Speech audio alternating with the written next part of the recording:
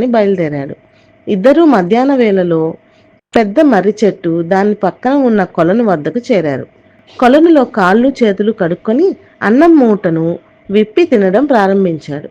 అంతలో ఆ దారిన పోతున్న యాత్రికులు కొందరు అక్కడికే వచ్చి భోజనాలు చేసి సేద తీరారు. ఎండన పడి వచ్చిన అంతమందికి ఆ చెట్టే చల్లని నీడనిచ్చింది. నేను 10 ఏళ్ల క్రితం వ్యాపారం మొదలుపెట్టాను. అప్పుడు ఈ చెట్టు చిన్న మొక్క. ఈరోజు చూడు ఎంతగా ఎదిగిందో, ఎంతమందికి ఆశ్రయం ఇస్తుందో. చూస్తే చాలా ఆశ్చర్యం కలుగుతోంది అన్నాడు రామానందుడు. వెంటనే సదానందుడు, అందుకని చెట్లంటే ఎంత ఎదిగితే అంత ఎక్కువ మందికి నీడనిస్తాయి. అంతేగాక వాటి పళ్ళు, ఆకులు, బెరడు, వేళ్ళు ఒక్కటేమిటి, అన్నీ మనుషులకు పనికి వస్తాయి. ప్రాణవాయువునిచ్చి అన్ని జీవుల ప్రాణాలు నిలబెడతాయి. అందుకే వృక్షో రక్షతి రక్షితః అంటారు. అంతేగాక చెట్లను భక్తిభావంతో పూజిస్తారు. మనిషి అలా కాదు, ఎంత ఎదిగితే అంత సంకుచితంగా ఆలోచిస్తాడు.